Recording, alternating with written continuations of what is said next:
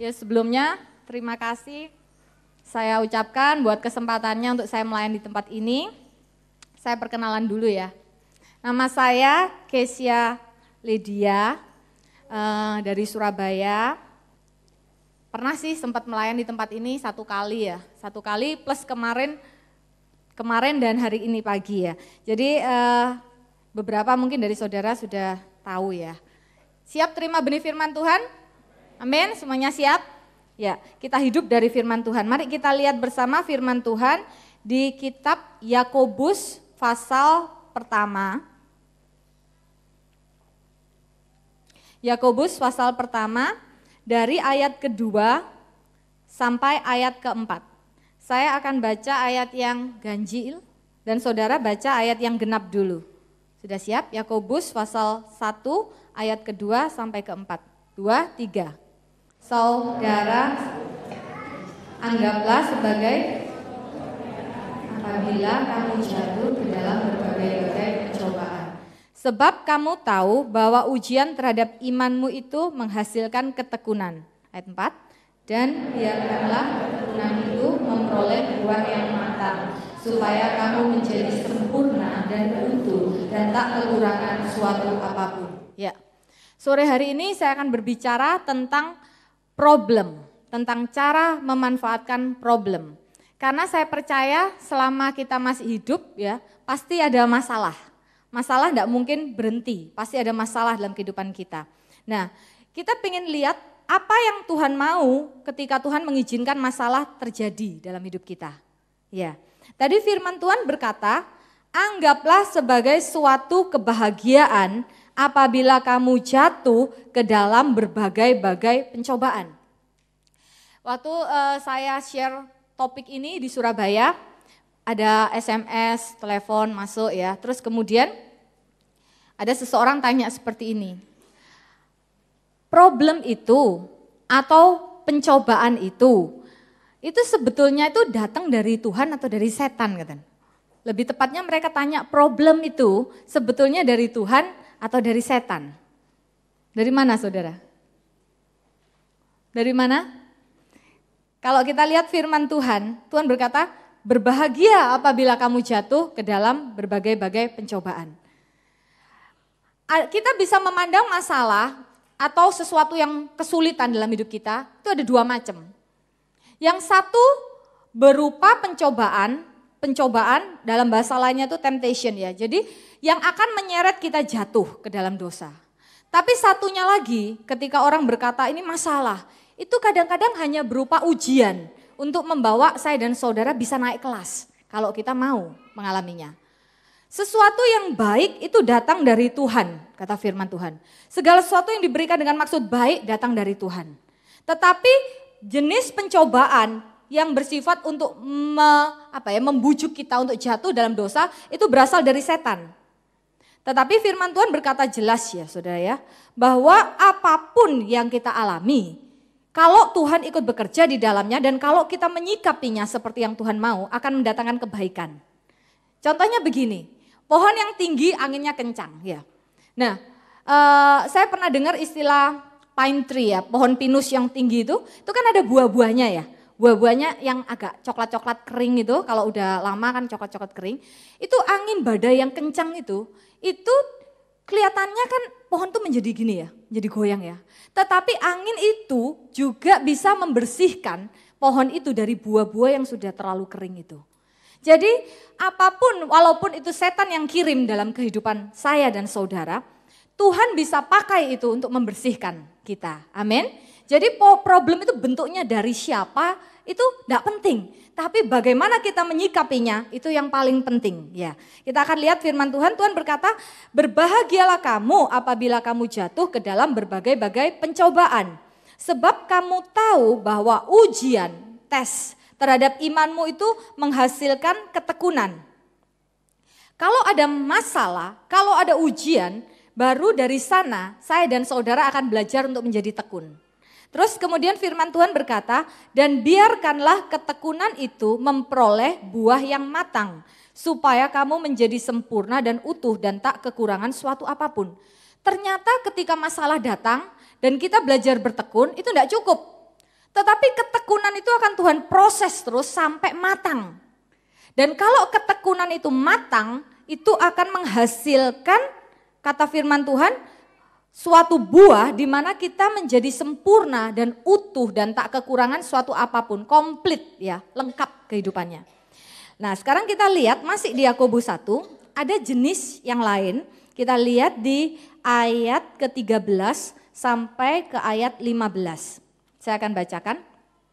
Apabila seorang dicobai, ini pencobaan yang bersifat merusak. Janganlah ia berkata pencobaan ini datang dari Allah. Sebab Allah tidak dapat dicobai oleh yang jahat dan ia sendiri tidak mencobai siapapun. Tetapi tiap-tiap orang dicobai oleh keinginannya sendiri karena ia diseret dan dipikat olehnya. Dan apabila keinginan itu telah dibuahi, ia melahirkan dosa. Dan apabila dosa itu sudah matang, ia melahirkan maut. Ternyata ada dua kejadian, saudara. Yang pertama, jenis tes. Walaupun tidak enak, rasanya juga pasti tidak enak.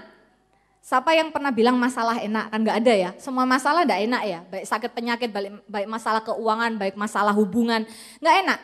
Tapi ini kalau kita bisa keluar dengan tekun dan mengizinkan ketekunan itu sampai matang, maka kita akan menjadi sempurna, utuh dan tak kekurangan suatu apapun. Tetapi di sini di ayat ke-13 sampai 15 ada jenis kedua, yaitu pencobaan. Itu juga berupa masalah buat hidup kita. Pencobaan, dan pencobaan ini yang bisa membawa kita dalam dosa. Kalau kita buahi, keinginan itu kita buahi. Bukannya kita tengking ya, terus kita cari jalan yang sesuai firman Tuhan, tapi dibuahi. Contohnya, misalnya Anda ingin korupsi, terus kemudian Anda pikir iya ya, keinginan itu muncul. Bukannya setelah ditepiskan, enggak, aku enggak boleh pakai uangnya perusahaan misalnya gitu. Tapi malah dibuahi, iya ya kalau aku bisa ini lumayan, ini berapa kali lipat gajiku, aku bisa beli ini, aku gini. Ketika itu dibuahi, terus dibuahi, maka akan melahirkan dosa. Dan begitu dosa itu terjadi, kan tidak semua dosa hukumannya instan kan? Iya kan? Kan tidak terlihat langsung Anda begitu Anda korupsi misalnya, terus langsung Anda ketahuan masuk penjara, belum tentu seperti itu. Tetapi kadang-kadang enggak apa-apa, kelihatan enggak apa-apa. Dan dosa itu diteruskan sampai matang. Dan Alkitab berkata kalau dosanya matang menghasilkan maut. Kalau ketekunannya matang menghasilkan kehidupan yang lengkap, yang komplit. Yang mana kita pilih? Dua-duanya terlihat sebagai masalah. Tetapi bagaimana cara kita menyikapi itu yang penting. Nanti kita akan lihat ya di sini ya. Tuhan itu ingin mengatakan sesuatu melalui masalah yang terjadi dalam hidup saya dan saudara. Problem itu bisa menghancurkan atau membangun, itu terserah kita. Kalau Tuhan sih maunya membangun, kalau iblis maunya menghancurkan. Tetapi apakah itu hasilnya akan membangun atau menghancurkan, itu tergantung pilihan kita. Ya, tidak semua problem itu buruk. Bahkan kebanyakan orang itu sering gagal untuk melihat bagaimana Tuhan menggunakan problem untuk mendatangkan kebaikan. Kalau kita bereaksi bodoh, ya, dengan membenci problem, membenci masalah yang terjadi dalam hidup kita, maka kita akan sulit mendapat keuntungan melalui masalah. Kalau segala sesuatu sudah Tuhan izinkan terjadi, berarti Tuhan ambil kontrol di dalamnya. Amin. Tuhan pasti pegang kendali. Saudara, kita harus percaya bahwa tidak ada satupun yang terjadi dalam hidup kita yang tidak diukur oleh Tuhan. Tuhan pasti sudah timbang, Tuhan pasti sudah perhatikan bahwa itu tidak akan melampaui kekuatan saya dan saudara. Amin. Walaupun saudara bilang, aduh gak kuat, Tuhan tahu kuat. Sama seperti seorang mama, gak mungkin kan suruh anaknya yang umur 2 tahun, angkat dong ini misalnya ini ya kayu ini gitu kan. Saudara tahu gak kuat dia. Tapi kalau nih 2 tahun ya, ambilin itu gelas aqua gitu ya, aqua botol gitu. Atau aqua gelasan gitu, saudara tahu dia mampu ngangkat. Tuhan demikian terhadap kita. Walaupun kadang kita secara manusia bikin gak kuat. Saudara, setiap yang masalah yang Tuhan izinkan terjadi sudah disaring dengan sempurna oleh Tuhan. Dan Tuhan kasih karunia-Nya sudah menyertai di dalamnya. Dan Tuhan ketika masalah itu diizinkan terjadi, pada saat itu juga Tuhan sudah sediakan jalan keluarnya buat kita. Amin. Saudara tahu berlian itu bahan dasarnya karbon. Berlian semua senang ya, cuansek gitu ya. Apalagi wanita kadang bisa berkilau matanya lihat berlian ya. Nah saudara, berlian itu bahan dasarnya karbon. Dan itu dia harus mengalami tekanan yang sangat tinggi dalam jangka waktu yang sangat lama, panas yang luar biasa, baru dia bisa membentuk berlian saudara. Demikian juga dalam hidup kita, tekanan yang berat, masalah yang berat, semua yang berat-berat gitu, gak selalu buruk kok. Nanti pada waktunya akan menghasilkan sesuatu yang baik. Ya, jadi saat ini kita belajar, jangan gampang-gampang menghakimi bahwa problem itu buruk. Saya punya satu cerita, satu kisah. Saya nggak tahu saudara pernah dengar nggak. Suatu hari ada seorang ibu, dia itu biasa menjual tempe, ya, tempe di pasar. Terus kalau pagi dia berdoa, dia berharap tempenya jadi laris, gitu kan. Terus kemudian pada suatu hari ibu ini buat tempe. Pagi-pagi waktu dia lihat, loh kok tempeku kok bisa belum jadi ya gitu. Terus dia bilang, aduh ya apa ini Tuhan, aku ini harus beli ini hari ini Tuhan, aku punya kebutuhan hari ini yang harus diselesaikan. Kemudian ibu ini berdoa, Tuhan segala sesuatu mungkin buat engkau. Dalam nama Tuhan Yesus tempe ini saat ini jadi gitu ya. Dia tumpang tangan, bisa jadi enggak? Bisa jadi enggak? Bisa, Tuhan tahu, Tuhan bisa jadikan. Terus dia doa, dia tumpang tangan, terus kemudian dia buka mata, dia lihat, loh masih belum jadi gitu ya. Terus dia pikir, aduh ya apa ya gitu ya. Sudah waktunya sudah mepet ini, pasar keburu siang gitu ya. Terus dia doa lagi kedua kali. Dalam nama Tuhan Yesus Tuhan tidak ada yang mustahil bagimu. Engkau turut bekerja untuk mendapatkan kebahagiaan. Tidak tahu udah ayat-ayat diklaim semua ya. Waktu dia klaim, terus dia doakan, dia buka lagi tempenya, ternyata masih belum jadi. Dia frustasi sudah, terus dia pikir gimana ya, oh ya Tuhan itu kan kadang-kadang kita perlu ngambil langkah iman dulu. Ambil langkah iman dulu, nanti Tuhan bekerja, kan gitu kan. Kemudian ibu ini, sudah aku beriman. Akhirnya dia bawa tempe-tempe yang belum jadi itu ke pasar. Dia pikir nanti dalam perjalanan ke pasar Tuhan bisa buat tempenya jadi gitu. Kan Tuhan mampu kan, yang penting dia udah berangkat. Terus dia bawa itu tempenya ke pasar, sampai ke pasar, terus dia lihat, aduh belum jadi juga gitu ya. Terus kemudian dia stres, dia gelar dagangannya. Duh Tuhan ini gimana ya gitu ya. Terus hari sudah mulai siang, teman-temannya sudah mulai kukut. Bahasa sininya itu kukut ya. Mulai angkat-angkat, udah bersih, udah laku semua dagangannya. Punyanya dia masih utuh. Siapa yang mau beli tempe yang belum jadi kan gitu ya. Pada saat ibu ini berdoa, Tuhan, akhirnya dia rela. Ya sudah Tuhan, aku percaya, aku tetap mengucap syukur kepadamu. Nah pada saat itu tiba-tiba ada seorang itu di pasar tuh dia tanya-tanya gitu. Ada yang jual tempe yang belum jadi ya? Ada yang jual tempe yang belum jadi ya? Dia tanya-tanya ke pedagang-pedagang situ. Terus ya nggak ada ya. Terus pada saat sampai ke ibu ini dia tanya, Bu nyari apa tempe yang belum jadi? Ini ada ini.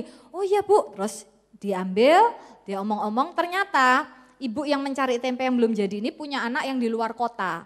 Anaknya itu pengen tempe dari kota itu. Kadang kan ada tempe kota tertentu yang enak ya. Saya tadi makan tempe di sini enak loh tempenya.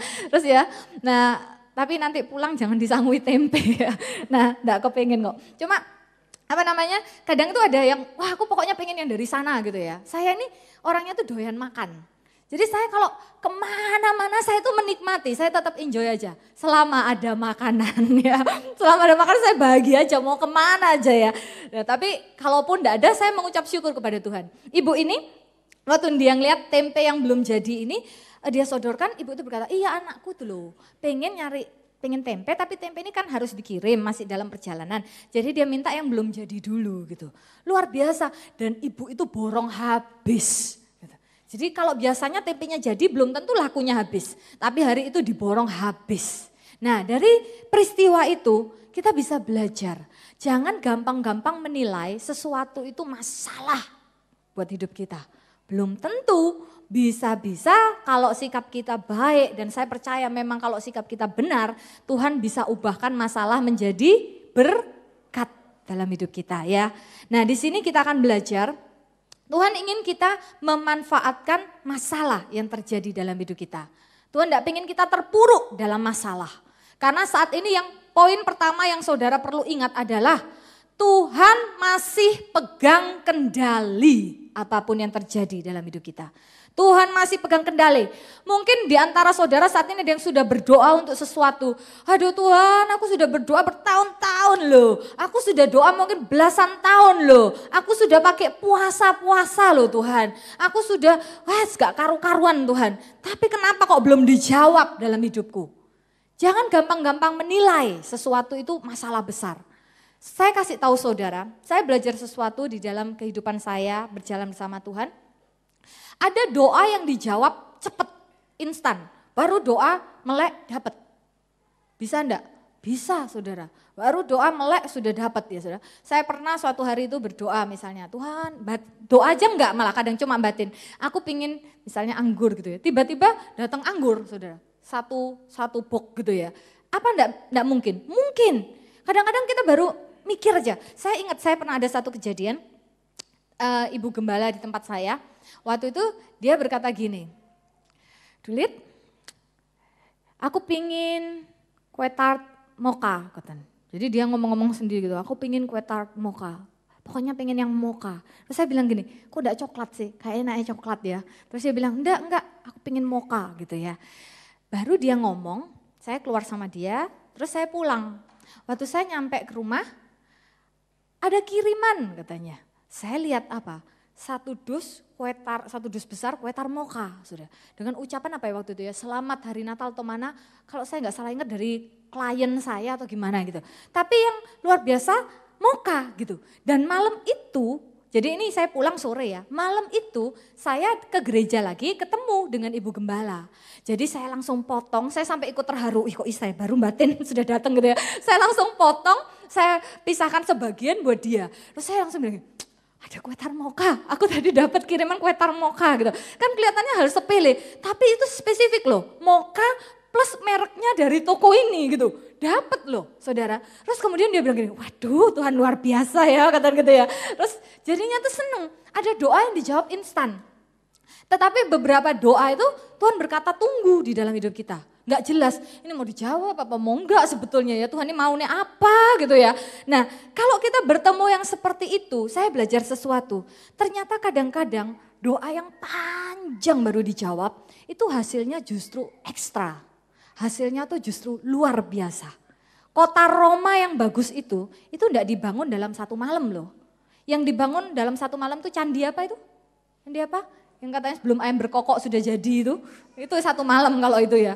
Itu kan ngarang ya, legenda. Tapi kalau yang betul-betul real yang saudara lihat itu enggak jadi dalam satu malam loh.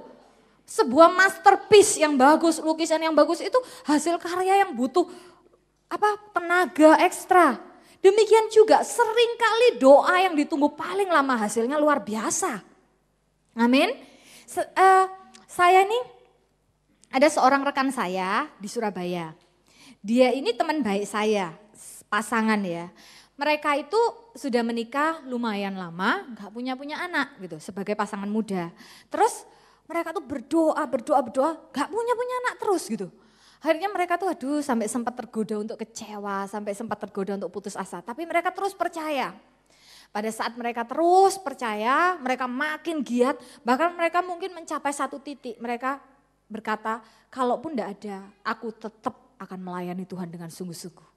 Dan pada saat hati mereka tuh, saya percaya hati mereka tuh berkobar dengan kasih yang luar biasa pada Tuhan. Lama setelah itu, suatu hari saya itu, jadi pada saat itu juga, pasangan ini kan didesak sama keluarganya. Mereka tuh paling stres itu karena desakan keluarga gitu. Kamu pelayanan tok. Lihat itu, sampai gak punya anak loh, hubungannya pelayanan tok sama gak punya anak itu loh apa ya. Kadang kan keluarga itu buat tambah stres gitu ya. Lihat, makanya jangan capek-capek, pokoknya terus disalah-salahin gitu ya. Jadi kan gak enak ya jadi tertekan kan. Terus kemudian pada saat itu mereka tetap pelayanan, mereka tetap mencari Tuhan. Pada suatu waktu mereka berangkat ke dokter. Dulu-dulunya gak pernah ke dokter, tapi mereka bukan berharap kepada dokter, mereka hanya cek aja. Terus dokter berkata gini, dokternya malah bingung, loh kamu ini sehat semua ya? Apa ya kok Isa enggak punya anak ya? Malah gitu, kalian berdua ini baik-baik kok, kenapa ya kok enggak punya anak? Gitu. Terus yang wanita ini berkata, kalau aku pikir-pikir ya, kalau kita berdua baik-baik tapi enggak punya anak, berarti Ya memang Tuhan yang izinkan untuk saat itu seperti itu. Gitu. Akhirnya mereka pulang dari dokter, dokternya kasih vitamin. Vitamin loh belum diminum, vitamin itu belum diminum. Sekarang dari kejadian ini saya akan kembali ke sekitar 1 tahun kurang sebelumnya. Suatu hari di bulan Juli tahun berapa ya, tahun 2007 kalau nggak salah ya.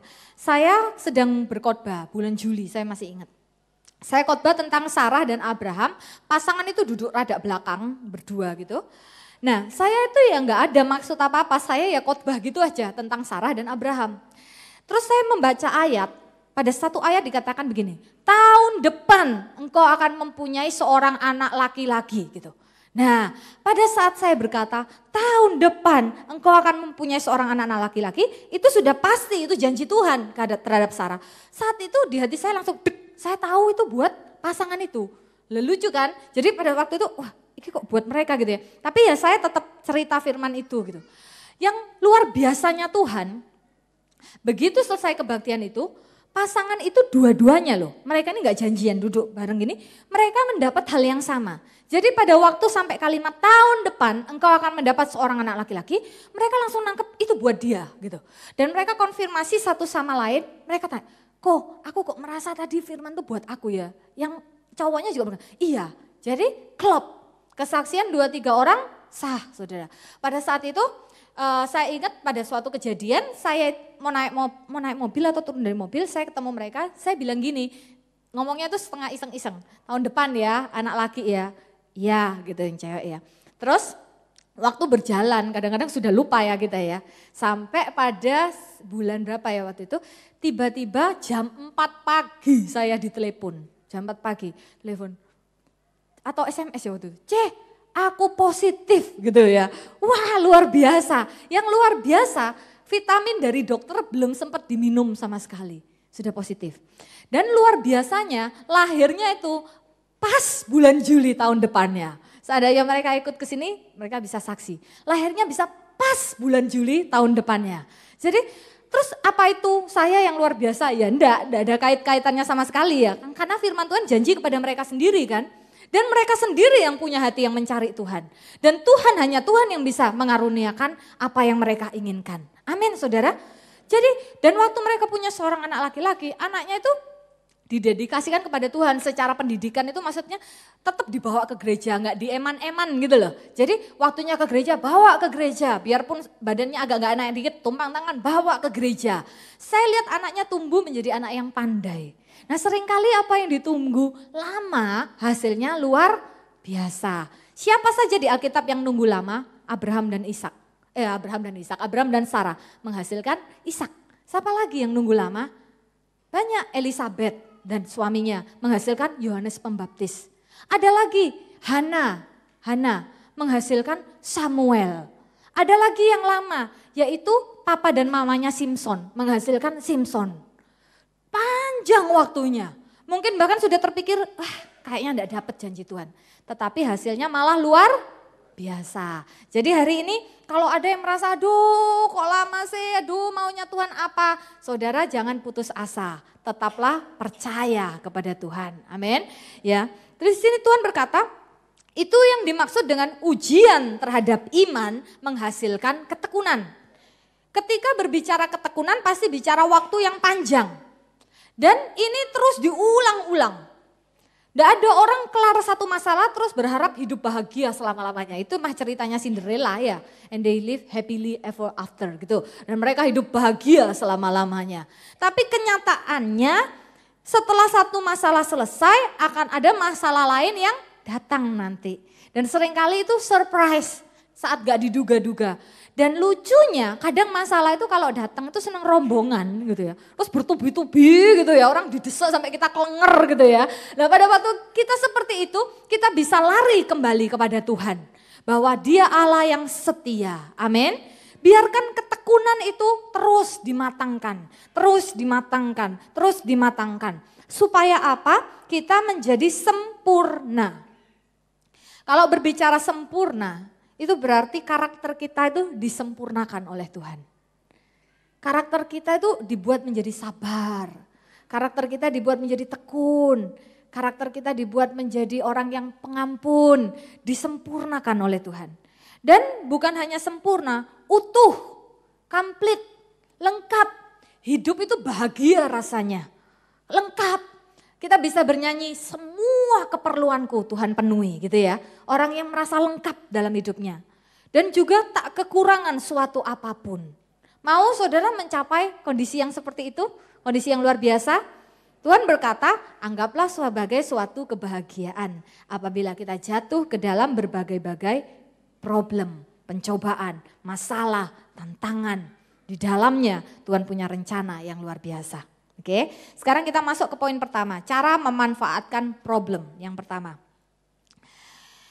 Tuhan menggunakan problem untuk menuntun kita. Ya, Tuhan memakai problem untuk menuntun kita. Ini seperti ini.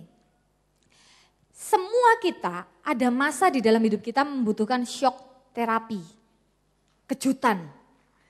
Karena kita ini bisa memasuki suatu zona kenyamanan. Dan Tuhan itu lebih peduli dengan pertumbuhan karakter kita daripada kita nyaman. Kitanya pengennya nyaman-nyaman terus. Tapi Tuhan tuh pengen karakter kita bertumbuh.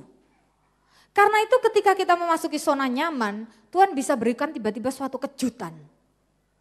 Problem.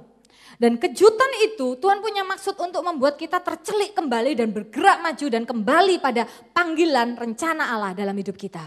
Kembali pada fokus yang semestinya kepada jalan Tuhan. Siapa orang yang pernah mengalami kejutan seperti ini? Salah satunya Yunus.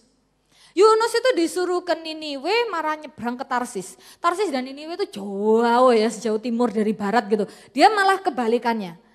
Dan pada saat itu dikasih problem. Problemnya dimakan oleh ikan. Waktu dia di perut ikan rasanya pasti enggak karu-karuan. Saya kalau membaca buku kartun anak ya, ada buku kartun anak kan ada gambarnya. Yunus di perut ikan ya.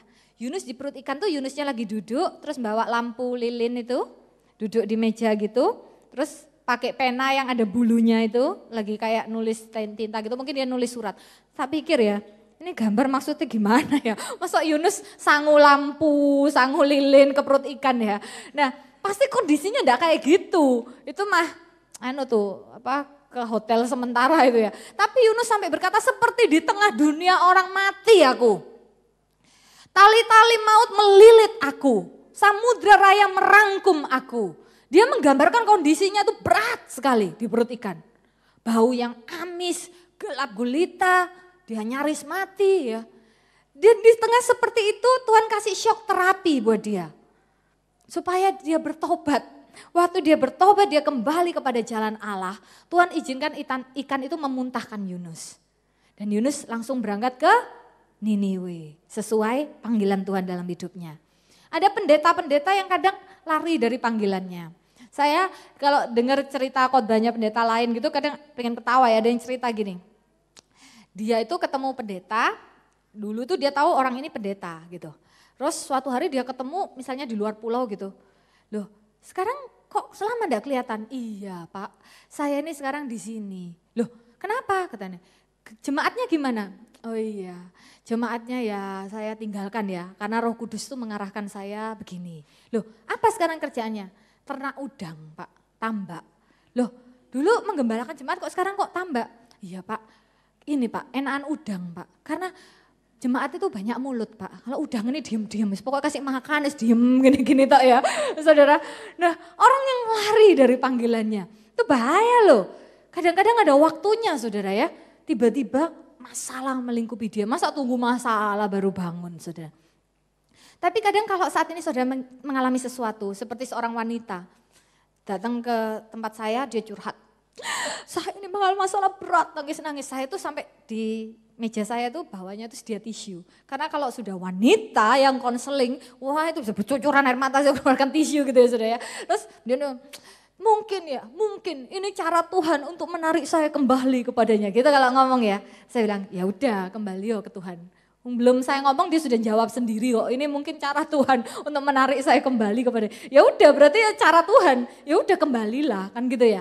Jadi Tuhan kadang memberi kejutan, mengizinkan problem terjadi dalam hidup kita untuk membuat kita kembali ke jalannya Tuhan, ke relnya Tuhan. Amin. Saat ini ada yang mengalami sesuatu, jangan keburu-buru bilang, apa maksud Tuhan? Aku sudah melayani, kenapa terjadi seperti ini gitu ya. Loh, jangan buru-buru gitu. Mari kita rendahkan diri hati kita dulu di hadapan Tuhan. Tuhan, apa ada yang mau Tuhan sampaikan? Kita koreksi dulu. Apa ada yang perlu aku benahi di dalam hidupku? Ya saudara ya. Jadi jangan terburu-buru. Seorang teman saya, cewek, tiba-tiba itu kakinya itu sini. Di tumitnya tuh sakit, dia tuh sampai gak bisa jalan. Terus dia gak bisa jalan, dia bisanya itu gendong. Jadi kalau ke gereja itu kayak kisah Romeo dan Juliet. Gendong-gendongan sama suaminya, dia digendong gitu, gendong gini loh, gendong di belakang gini sama suaminya. Terus kalau kita makan ke restoran, mereka teman baik saya, jadi kita bertiga gitu ya, makan ke restoran, saya sampai malu loh saya itu ya, saudara. Jadi restoran gede gitu, saya buka pintu, saya cepet-cepet, kalau bisa itu pura-pura enggak kenal gitu ya, karena gendong-gendongan gitu ya. Iki apa anak dua nih, terus yang wanita nangis terus karena dia nggak bisa jalan. Dia sudah bawa ke dokter, dia bawa ke sinse dan sebagainya. Ternyata kesimpulannya terakhir adalah berat badanmu overweight, sudah terlalu banyak dan kurang olahraga. Maka harus diet dan mulai berolahraga. Akhirnya mau ndak mau si cewek yang jago makan ini diet dan mulai berolahraga dan sembuh. Kok kelihatannya hal sepele? Loh apa sih maksudnya Tuhan orang kok disuruh diet sama olahraga gitu ya, mungkin sudah pikir apa sih kok gak ada yang hal-hal yang terlalu rohani. Loh belum tentu. Bayangkan kalau dia terus hidup dengan seperti itu, dengan cara hidup yang pola hidup yang gak sehat.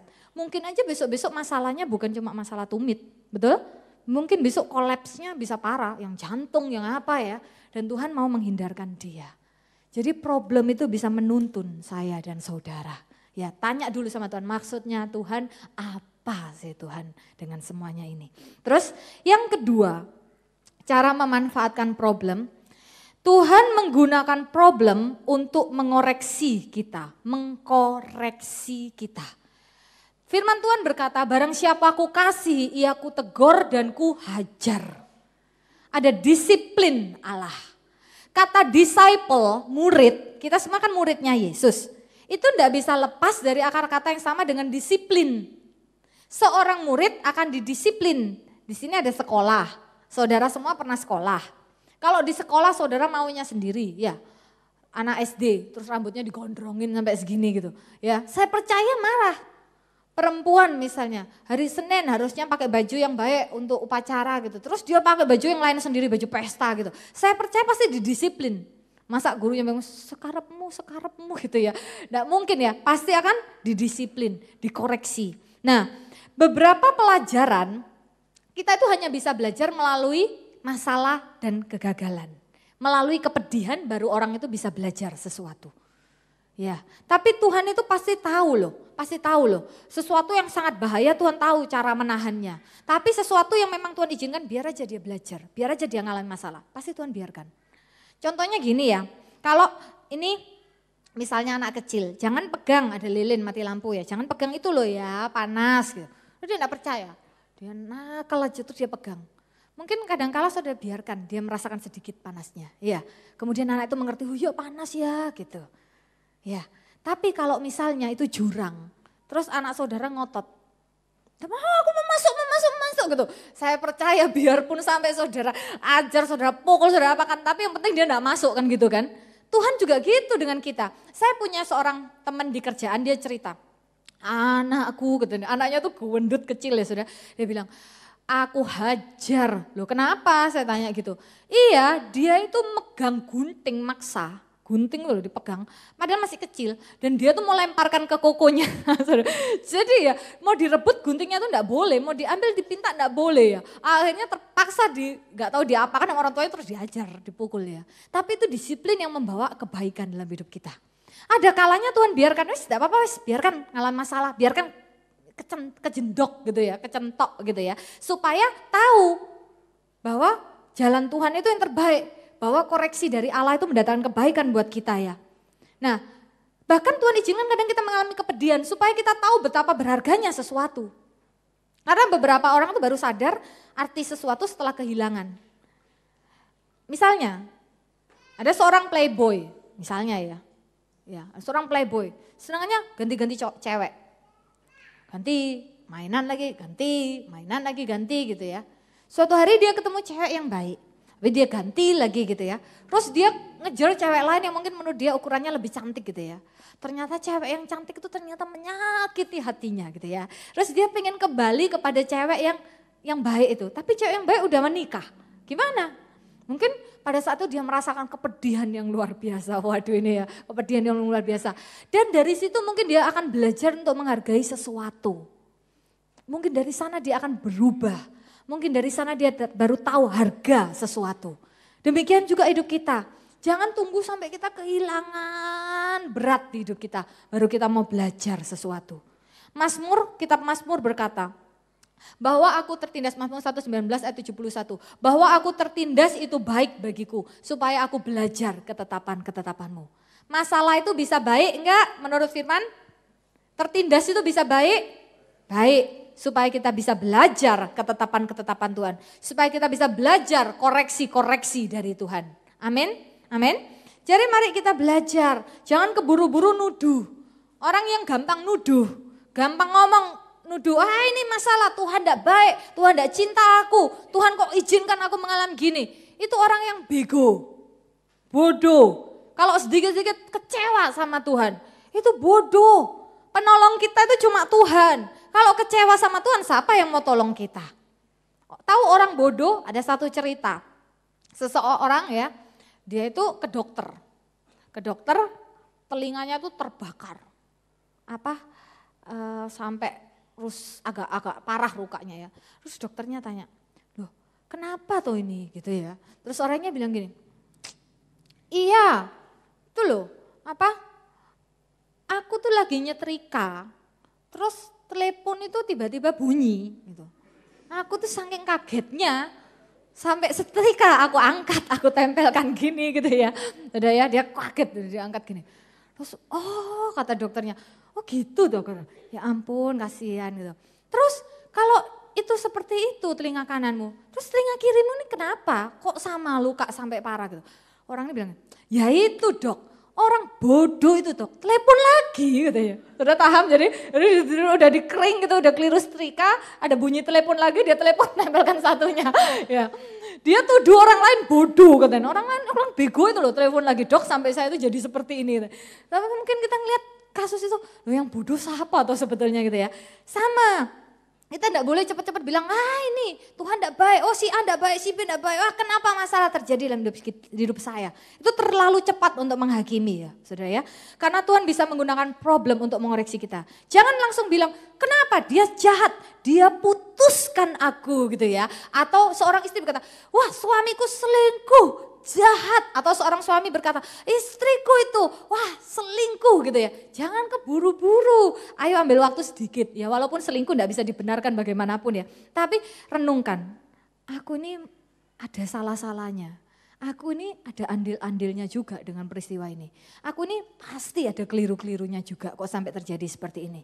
Ya, saudara jangan keburu bertahan, aku yang paling benar di dunia ini gitu. Ada satu story lagi, satu cerita lagi. Ada seseorang konseling dengan pendeta. Dia bilang, Pak pendeta itu loh, istriku tuh loh. Wah dia itu berubah sekarang Pak. Dia itu ya sekarang tuh begini. Dia ceritakan deretan keburukan istrinya. Dia berkata, dia sangat-sangat mengecewakan aku sekarang Pak. Gitu. Terus pendetanya bilang gini, loh kalau kamu sudah tahu istrimu dulu seperti itu kenapa dinikahi gitu ya. Pada waktu pendeta ini tanya seperti itu, Bapak ini langsung spontan jawabnya. Loh Pak Pendeta, dulu itu dia itu enggak begitu. Dulu itu dia enggak begitu, dia ini berubah. Setelah menikah tuh loh dia itu berubah begini. Terus pendetanya tuh cuma jawab gini. Oh jadi maksud Anda itu setelah menikah dengan Anda, istri Anda itu berubah. Jadi gitu. Sudah paham maksudnya? Paham maksudnya? Oh jadi maksudmu setelah nikah dengan kamu, istrimu yang dulu baik itu terus berubah jadi gitu. Langsung orangnya diem. Ya, yang konseling diem. Maksudnya seringkali sesuatu terjadi timbal balik. ada sebab, ada akibat. Ini bukan berarti saudara harus jadi pemikir gitu ya, ada sebab, akibat apa gitu. Tapi mari kita mengizinkan Tuhan tuh mengkoreksi kita. Kenapa sesuatu terjadi? Mungkin suaminya selingkuh ya, istri-istri ya, yang mbok dilihat gitu loh. Apa aku nih ya, pagi siang malam roll-rollan tuh nemplek di kepalaku gitu ya. Ada loh saudara ya, saya pernah ke toko ya, taciknya tuh sampai saya tuh heran ngeliatin. Loh wong toko sepanjang siang tuh, roll itu penuh di sininya ya. Toko besar loh itu dia jaga gitu ya. Loh ini mau kemana tacik ini ya. Saudara. Terus kadang dasternya sobek-sobek bau-bau gitu ya. Terus berkata, kenapa suamiku selingkuh? Lah mungkin di kantornya sekretarisnya rapi gitu ya, bersih, menarik, ngomongnya manis. Kalau istrinya kalau ngomong, kok baru pulang? Mana lagi ngomong gitu ya. Ya selingkuh lama-lama ya kalau kayak gitu caranya. Terus juga sebaliknya, suami juga gitu ya. Istriku kok selingkuh. Banyak kisah yang saya baca ya. Itu beberapa suami istrinya selingkuh itu karena apa? Karena suaminya tidak bisa memenuhi kebutuhan istrinya. Kebutuhan apa yang tidak aku penuhi? Biasanya gitu ya. Aku kerja banting tulang buat ngasih makan mulutmu yang nggak selesai-selesai kalau makan itu gitu ya. Pokoknya banyak kata-kata. Terus ternyata kebutuhan apa? Kebutuhan untuk merasa dikasihi, kebutuhan untuk merasa dihormati, kebutuhan untuk merasa didengarkan, komunikasi. Ya, kalau dulu manggil istrinya, yang gitu ya kalau belum kawin, kalau udah kawin, matamu gak ketokan ya tadi ya. Saudara kok jadi gitu ya, itu bahasa Inggrisnya take it for granted ya. Jadi menjadi orang yang meremehkan. Sesuatu yang dulu dipandang berharga itu lama-lama dianggap remeh, wis biasa gitu. Mau berubah, jemaat Kristus, mau bertumbuh karakter menjadi lebih baik, buat perubahan-perubahan kecil. Nanti saudara juga akan lihat respon balik yang luar biasa. Ya, jadi Tuhan bisa menggunakan problem untuk mengoreksi kita. Baik tadi ceritanya mungkin melalui sakit penyakit, baik melalui hubungan, baik melalui ekonomi. Ada orang berkata, kenapa aku bangkrut? Kenapa aku selalu bangkrut? Tuhan punya maksud apa gitu. Padahal besar pasak daripada tiang gitu. Kerjaannya shopping siang malam gitu ya. Terus berkata, kenapa ini terjadi? Terus datang ke pendeta, tolong doakan aku terlilit hutang gitu ya. Lah hutang-hutang sendiri pendeta yang suruh doakan. Kadang orang tuh maunya sendiri ya. Kalau bagian terima berkat gitu bisa lupa sama pendeta ya. Tapi kalau bagian yang kena masalah apa-apa, coba telepon pendeta gitu ya. Nah saudara, jadi lihat apa Tuhan tuh mau mengoreksi kita melalui problem itu. Saya sendiri ini punya sesuatu yang perlu dibenahi ya. Tapi saya sudah banyak berbenah gitu. Tapi dulu tuh saya tahu gitu. Saya bekerja, saya punya penghasilan sendiri yang lebih dari cukup kalau buat saya single. Saya punya posisi yang sangat baik ya, sangat baik di pekerjaan saya. Dan saya itu jago shopping. Tapi ya kalau mau alasan gini, duit-duitku dewe gitu ya. Aku cari-cari sendiri ya bisa gitu. Tapi saya tahu itu akan jadi masalah gitu ya. Saya tuh saking senengnya shopping ya, kemanapun saya pergi, saya bisa pulang membawa sesuatu gitu. Jadi maunya pergi pelayanan ya, ini sampai teman-teman saya tuh ngeliatin gitu. Mau pergi pelayanannya mungkin masih jam 12. Saya nyampainya kecepatan ya, misalnya jam 10:04 gitu. Terus ngapain ya gitu. Makan siang masih terlalu pagi. Ke ini yuk, lihat-lihat. Saya gitu, biasanya ngomongnya lihat-lihat yuk ke mall ini gitu ya. Habis lihat-lihat pulang tuh bisa bawa bungkusan banyak saya gitu ya. Tiba-tiba udah bawa banyak. Nanti pergi kemana juga gitu. Pergi kerja gitu ya. Oh masih janjian, masih nunggu kliennya ini gini-gini. Oh ya udah mampir sini. Mampir pulang bisa bawa bungkusan gitu. Senangannya gitu. Terus suatu hari Tuhan tegur saya gitu. Dan pada saat itu saya tahu, Tuhan aku minta ampun ya, aku mau berbenah dalam kehidupanku. Amin saudara, ada hal-hal yang Tuhan mau koreksi dalam hidup kita. Problem kadang Tuhan izinkan untuk mengoreksi saya dan saudara. Amin. Terus yang poin ketiga, Tuhan menggunakan problem untuk melindungi kita. Tuhan bisa memakai masalah, problem untuk melindungi kita. Nah, problem itu bisa menjadi berkat dan menghindarkan kita dari hal-hal yang lebih berbahaya. Ini ada satu cerita ya. Seseorang di PHK dari pekerjaannya. Dia itu di PHK karena dia itu tidak mau menuruti keinginan bosnya untuk melakukan hal-hal yang tidak semestinya di perusahaan. Mungkin buat laporan palsu, mungkin buat apa gitu ya. Dia tidak mau ngikutin, dia dipecat. Terus dia dipecat. Kalau dia jadi pengangguran itu masalah apa bukan? Masalah. Orang jadi pengangguran kan gak enak ya. Aduh gitu ya. Mungkin selama beberapa bulan tuh masalah berat buat dia. Aduh kok gini ya gitu ya. Nah tapi suatu hari dia melihat hal tersebut sebagai berkat. Kenapa? Karena pada saat itu saudara ternyata perbuatan dari atasannya itu kan masih punya owner lagi, masih punya pemilik dan tim direksi. Itu ketahuan oleh tim direksi. Dan langsung atasannya itu diambil, diciduk dan dimasukkan ke penjara. Seandainya hari itu demi dia memilih untuk mengikuti atasannya supaya dia tidak dipecat, dia ikut-ikut, maka dia hari itu bukan cuma nganggur tapi nangkring nganggur di penjara, ya kan? Nah, kadang problem terlihat seperti problem, tapi seringkali melindungi kita dari masalah yang lebih besar. Amin. Saya juga punya satu cerita, teman saya sendiri kalau ini teman saya, satu gereja. Tahun berapa itu waktu bom Bali, dia itu liburan ke Bali sama keluarga yang lain, sama temannya dia. Nah, waktu itu mendekati jam itu mereka mau berangkat ke Jimbaran. Mau makan di Jimbaran. Nah, enggak tahu kenapa anaknya teman saya, jadi teman saya kan masih punya keluarga lain kan yang ikut gitu. Itu rewelnya luar biasa. Rewel sekali. Jadi mau suruh mandi, suruh apa, rewel terus. Nah mamanya itu marah kan. Mereka keluarga kan bisa emosi, mau liburan anak ini kok rewel terus, kenapa gitu ya. Terus mereka tuh udah jengkel, udah kesel gitu ya. Ini kenapa sih anak ini gitu. Akhirnya perjalanan ke Jimbaran jadi tertunda. Karena ada si rewel ini, jadi terpending gitu loh. Terus ketika mereka sudah bisa ngatasin si rewel, dan mereka siap berangkat, mereka keluar dari kamar mereka baru sampai mungkin di lobi di atas ya masih ya. Mereka ngeliat ramai sekali di hotel itu di bawah. Ternyata kondisi sudah kacau, mobil-mobil udah ambulan dan sebagainya. Ternyata pada hanya beberapa saat yang lalu terjadi bom di Jimbaran. Jadi kalau mereka berkata, mereka sampai bersaksi, kalau kami berangkatnya agak cepetan dikit ya, kami harus nyampe pada waktu itu dan gak ada yang rewel, bisa jadi kami termasuk orang-orang yang mati dan tinggal nama.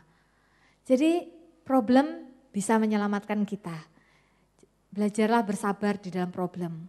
Mungkin sesekali saudara keburu-buru, terus istri saudara telat aja, bingung dandan aja di depannya kaca ya. Saudara muntap gitu ya, terus kata-kata saudara jadi kasar gak karuan. Loh, belum tentu loh, bisa-bisa itu meluputkan saudara dari sesuatu ya. Jadi belajarlah bersabar. Belajarlah untuk merunding dengan baik ya. Problem bisa meluputkan kita dari hal-hal besar. Di kitab Kejadian 50 ayat 20, Yusuf itu berkata seperti ini, memang kamu telah mereka-rekakan yang jahat terhadap aku, tetapi Allah mereka-rekakannya untuk kebaikan. Yakub mengalami, Yusuf mengalami problem enggak? Problem, dilempar ke sumur, dijual, kemudian masuk penjara, ya difitnah sama istri Potifar. Dia mengalami deretan masalah. Tetapi pada waktunya dia bisa berkata, memang kamu mereka-rekakan yang jahat. Tetapi Allah mereka-rekakannya untuk kebaikan. Ya saudara ya, jadi percaya Allah mereka-rekakan segala sesuatu dalam hidup kita untuk kebaikan. Saya ada suka satu lagu, saya nggak tahu di sini bisa nggak. Lagu lama yang berkata seperti ini. Apapun yang kau perbuat, tak ada maksud jahat. Tahu lagu itu? Apapun yang Tuhan perbuat, enak ndak enak, Tuhan tidak punya maksud jahat kepada saya dan kepada saudara. Amin. Amin. Jemaat Imamat Rajani, katakan bersama saya, Tuhan, apapun yang aku alami, yang terjadi di hidupku, aku percaya Engkau tidak punya maksud jahat. Rancanganmu baik, sempurna, gilang gemilang. Amin. Tuhan itu cuma punya yang baik-baik rancangannya buat kita. Walaupun seringkali yang baik-baik itu, bungkusnya itu kadang tidak enak. Tapi dalamnya enak. Saudara pilih mana? Makan rujak. Bungkusnya mungkin tidak kelihatan terlalu menarik, cuma daun gitu aja ya dibungkus gitu. Tapi enak. Atau saudara pilih rujak yang dikemas dengan pita-pita gitu ya. Mana ada rujak dengan pita-pita ya. Tapi saudara makan apa gitu ya saudara ya. Pilih mana? Kalau saya ya pilih yang itu, yang enak ya saudara ya. Nggak masalah. Oke, kita lihat yang poin berikutnya. Keempat, Tuhan menggunakan problem untuk menyempurnakan kita. Nah, ini yang kita belajar tadi di surat Yakobus. Tuhan berkata, biarkan ketekunan itu memperoleh buah yang matang, supaya kamu menjadi sempurna dan utuh dan tak kekurangan suatu apapun. Kadang kita ini suka gampang sekali ngomong gini loh saudara. Kalau berbuat salah, kalau berbuat dosa, kalau berbuat hal-hal yang gak baik, terus kita pikir, ya aku kan manusia kan gak sempurna gitu ya. Sedangkannya pakai alasan itu. Ya kita kan, bahkan pendeta-pendeta kadang kita bisa pakai alasan ini. Pendeta kan juga manusia gitu ya, saudara, kayak lagu ya. Kayak lagu, kita kan juga manusia gitu. Sembarang-sembarang pakai alasan kita manusia. Ya sudah tahu, siapa yang bilang Anda cecak gitu ya. Kita semua tahu kita ini manusia ya. Nah, tapi firman Tuhan berkata apa? Tuhan berkata, hendaklah kamu sempurna sama seperti Bapamu yang di surga adalah sempurna. Dan tadi firman Tuhan berkata, biarkan ketekunan itu matang sampai kita menjadi sempurna. Kalau orang Kristen mentalnya itu sukaannya enggak apa-apa, oh namanya kita juga manusia, ya enggak luput dari kelemahan. Kalau terus itu dibiarkan, maka saudara akan menjadi tipikal orang yang sangat mudah kompromi, sangat mudah terbujuk, sangat mudah mentoleransi untuk berbagai jenis dosa. Dan saudara jangan pikir kita ini hidup di akhir zaman, semuanya akan semakin mudah. Bujukan, tawaran, hal-hal yang bisa membuat kita jauh dari Tuhan semakin banyak. Kalau orang bicara masalah kaya, pengen kaya, tadi saya juga sharing ya di kebaktian pemuda. Saudara pergi ke lain-lainnya Tuhan bisa kaya kok. Mau kaya? Nyari yang di luarnya Tuhan juga bisa kaya loh saudara. Saya punya seorang teman, ini dia cerita sama saya, dia berangkat ke India. Dia ketemu dengan Syai Baba. Dia betul-betul berangkat dan dia ketemu dengan Syai Baba. Dan saya ini punya banyak orang yang saya kenal yang memang atau saya tahu ya, saya lihat mereka itu ikut Syai Baba. Saudara kalau di sini tahu Syai Baba? Beberapa kan tahu ya, mungkin beberapa bahkan ikut. Nah saya berdoa firman Tuhan ini menyadarkan saudara. Karena kadang-kadang orang berpikir gini, gak apa-apa aku ini tetap Yesus kok, sungguh. Kadang apalagi kalau encik-encik gitu ya, ada itu, wow ini ya tetap Yesus, tak rangkep kabeh sama wow. Ada Yesus, ada Kuan Im, ada Syai Baba ya toh. Memang Yesus itu nih untuk kesembuhan gitu ya bisa, tapi untuk gangdau itu angel Yesus itu, angel hukumnya. Orang suruh ngasihkan semuanya itu ya kapan aku kaya kan gitu ya misalnya ya. Nah saudara, Tuhan gak bisa dirangkep-rangkep, gak bisa. Alkitab berkata, Tuhan kita Allah yang cemburu. Kalau Tuhan Anda itu murahan, kalau Tuhan Anda itu bukan Tuhan, dia bisa dirangkep-rangkep. Kalau dewa-dewa itu bisa dirangkep-rangkep, saudara. Saya kasih tahu saudara, Allah yang tunggal, kata Allah Esa itu pertama kali diproklamirkan oleh bangsa Yahudi. Semua dunia, kebanyakan Allahnya itu banyak. Ilahnya itu banyak, dewa ini, dewa ini, dewa ini. Jadi kalau untuk perang, dewanya ini. Kalau untuk cuaca, dewanya ini. Kalau untuk kekayaan, dewanya ini. Tapi Alkitab berkata, Tuhan itu Esa. Dia satu-satunya, tidak tertandingi, tidak terhampiri, dia tidak terlihat. Tapi dia menyatakan dirinya melalui Yesus Kristus. Allah kita dan Tuhan berkata, aku ini Allah yang cemburu. Jangan ada padaku Allah lain di hadapanmu. Karena Tuhan tuh Allah yang cemburu, dia tidak mau dinomorduakan dalam hidup kita. Nah apa motivasi hati kita ikut Tuhan? Kalau kita tidak kuat di dalam Tuhan ya, kita mudah terombang ambing. Teman saya ini berangkat ke India untuk ketemu Syai Baba. Terus teman saya ini cerita sama saya. Dia punya kenalan lagi yang saya tidak kenal, dia cerita. Kenalannya dia itu untuk berangkat ke India itu menjual semua perhiasannya untuk ketemu dengan Syai Baba. Jadi mungkin untuk ongkosnya, untuk macam-macam, untuk persembahannya dia tidak tahu, dia dijual semua perhiasannya. Halo jemaat Tuhan, kalau Anda dengar itu, apa Anda itu berpikir, loh kok bisa ya? Orang-orang yang gak kenal sama Tuhan Yesus itu kok bisa ya mereka itu bisa begitu berkorbannya untuk sesuatu yang mereka percayai. Tapi orang Kristen yang katanya hidup karena kasih karunia Tuhan, kalau persembahan lewat, suweret, nyari yang paling kecil gitu ya saudara kalau bisa ya. Sampai ada satu cerita. Saya ini sebelum melayani sebagai hamba Tuhan, saya juga seperti Anda jemaat. Dan saya belajar bahwa Allah saya itu memang Allah yang teruji loh. Jadi dia itu memang betul-betul kalau saudara menabur dengan hati yang benar, Allah akan melipat gandakannya dalam hidup Anda. Nah saudara, kita ini seperti apa gitu. Ada satu cerita, suatu hari ada setan di gereja. Jangan pikir kalau di gereja enggak ada setan. Tapi kalau di sini ada orang yang takut akan Tuhan, saya percaya enggak ada setan ya. Yang ada malaikat nih banyak. Saudara pikir mana gitu ya, saya sendiri enggak lihat kok. Nah saudara, itu pada saat setan itu datang, terus orang-orang di gereja tuh bingung, aduh gimana ya, setannya tuh enggak takut sama apa-apa. Dibacakan ayat, setannya ketawa, gitu ya saudara ya. Membaca ini tuh, tahu aku, malah kamu cuma hafal itu tuh, aku hafal bawah-bawahnya juga gitu ya saudara. Setan tuh lebih hafal saudara. Kalau saudara enggak punya ayat gimana lah, setan tuh hafal ya Alkitab ya. Terus kemudian bahkan sekarang dukun-dukun saudara, teman saya tuh ke dukun dia cerita. Dukunnya tuh bilang gini, enggak mau disebut dukun, maunya disebut orang pinter ya saudara ya. Dia berkata gini, nih kamu Alkitab toh, Kristen toh, enggak apa-apa nih, enggak apa-apa, tetap mau baca Alkitab pun enggak apa-apa ya. Karena mama papanya yang ngajak dia. Wah yang baca Alkitab pun ini tak entekno wis ini, cepet ini. Buka Alkitab tapi cepet saudara, teman saya kalah, lebih cepet kalau buka ayat. Nah saudara, itu setan tuh seperti itu, dibacakan ayat, dia ketawa saudara. Terus kemudian mungkin dikasih salib, apa ya, mungkin kebanyakan nonton film Dracula, vampir ya saudara, sampai setannya diambilkan salib, wah gitu ya saudara ya.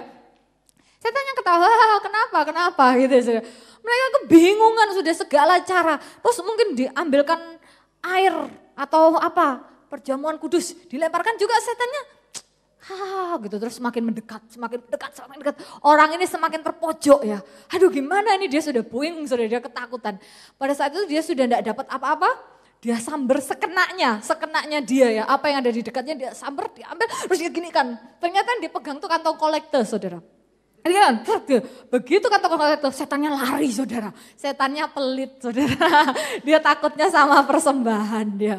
Nah kadang saudara itu, kita ini sebagai anak-anak Tuhan ya, sama orang-orang luar tuh, lu mau mana sih? Lebih generous mana? Lebih jadi orang tuh yang dermawan mana? Kalau saudara tahu Allah kita itu Allah yang dapat dipercaya, saudara pasti murah hati. Amin. Allah itu setia dengan segenap janjinya. Nah saudara, orang ini menghabiskan semua hartanya untuk berangkat ketemu Syai Baba. Terus setelah dia sampai di India, ketemu Syai Baba, dia didoakan, dia diberkati Allah Syai Baba saudara. Kemudian Syai Baba memberikan dia satu kantong, dia katakan begini, ini tidak boleh dibuka sampai kamu kembali ke rumah. Sekarang dia sangat percaya, dia pegang ya. Begitu dia nyampe ke rumah, dia buka. Ternyata semua perhiasan yang dulu dia jual kembali di kantung itu. Loh kok bisa? Ya enggak tahu, saya bukan antek-anteknya Syai Baba, saya enggak tahu kok bisa gitu ya. Terus saya tuh sampai penasaran, saya sampai tanya, loh enggak dicek ke toko perhiasannya tuh enggak dicek. Iya, dicek. Ternyata di sana sudah dibeli orang, sudah enggak ada perhiasannya.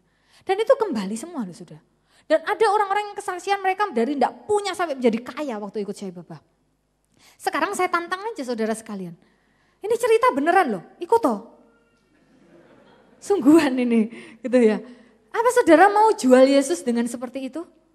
Kalau orang cari Tuhan karena kaya, enggak mau bagian yang enggak enak, saudara salah jalan. Tuhan berkata jelas, ikut aku sangkal dirimu, pikul salibmu setiap hari. Kalau orang cari Tuhan karena kaya, enggak mau bagian yang enggak enak, saudara salah jalan. Tuhan berkata jelas, ikut aku sangkal dirimu, pikul salibmu setiap hari. Amin saudara. Kalau orang enggak mau diproses, istilahnya gini, waktu saya mengalami proses yang sangat berat itu ya, seorang teman saya tuh ngeliatin saya terus dia bilang gini, aku tuh sebetulnya dulu ya waktu tahu kamu mengalami proses itu, aku tuh enggak tega, kata dia. Tapi aku tuh cuma berpikir seperti ini waktu itu, seorang jenderal akan dididik dengan latihannya seorang jenderal, dia berkata seperti itu. Kalau saudara cuma mau jadi ukurannya satpam, ya latihannya saudara ala satpam. Tapi kalau saudara mau jadi jenderal, latihannya saudara tuh ya ala jenderal. Dan pasti lebih berat kan? Pasti lebih berat saudara. Nah saudara mau ikut jalannya Tuhan, mau ikut dalam rencananya Tuhan saudara. Kalau saudara cari kekayaan, banyak di luarnya Tuhan menawarkan kekayaan. Cari apa lagi? Mujizat, oh tambah segabrek. Barusan seseorang cerita, dia berkata begini, dia sempat makan sama timnya Benny Hinn. Stafnya Benny Hinn, seorang pendeta cerita, pada saat itu stafnya Benny Hinn ini bercerita dalam satu meja makan itu, Benny Hinn tuh sempat satu pesawat dengan Syai Baba. Syai Baba lagi.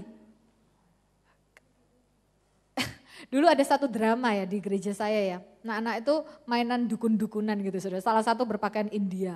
Terus tanya, namamu siapa? Namaku Syai Baba. Babang ini, babang ngono kata saudara ya. Saya tiba-tiba ingat ini barusan. Terus, nah pada saat itu timnya Benny ini cerita, Benny ini satu pesawat dengan yang Syai Baba duduk depannya di belakangnya Benny Hinn. Terus Syai Baba tuh ngajak Benny Hinn tuh komunikasi. Terus dia bilang gini, mungkin dia tahu Benny Hinn tuh kalau di KKR-nya ada banyak orang dijamah dan disembuhkan Tuhan kan. Terus dia bilang gini, kamu pernah bangkitkan orang mati enggak? Dia tanya gitu. Terus Benny Hinn bilang, ya pernah Tuhan bekerja kan, bukan Benny Hinn-nya. Membangkitkan beberapa orang mati dalam beberapa peristiwa. Terus saya Baba bilang gini, berapa yang kamu bangkitkan? Aku pernah bangkitkan sekian. Dan jumlahnya itu saudara jauh di atasnya saudara. Nah kalau masalah gitu-gituan, kalau masalahnya itu cuma cari mujizat-mujizatan, di luar juga menawarkan mujizat loh. Bahkan Alkitab berkata ya saudara ya, nanti di zaman akhir itu, setan tuh di kitab Wahyu dikatakan, antikris akan melakukan mujizat-mujizat yang luar biasa. Luar biasa. Kalau sekiranya mungkin untuk menyesatkan, orang-orang pilihan juga. Setan tuh bisa mengimitasi mujizat-mujizat. Jadi mana yang Anda cari? Pertolongan yang murni dari Tuhan walaupun melalui proses. Tapi saudara beroleh hidup yang kekal. Atau saudara mencari sesuatu yang instan, yang luar biasa, yang cepat. Tapi saudara menuai kebinasaan. Saya percaya saudara akan membuat pilihan yang baik di dalam Tuhan. Amin, saudara, amin. Jadi tadi Tuhan berkata, Tuhan menggunakan masalah untuk menyempurnakan kita. Tuhan ingin saya dan saudara menjadi sempurna. Harusnya jangan gampang-gampang ngomong, aku memang manusia. Tetapi kita bisa sering bernyanyi, ku mau sepertimu Yesus, disempurnakan selalu dalam segenap jalanku, memuliakan namamu. Amin saudara. Mau seperti Yesus. Nanti nyanyi itu ya, bisa enggak? Oh ya, bisa. Ya, nanti nyanyi itu aja deh.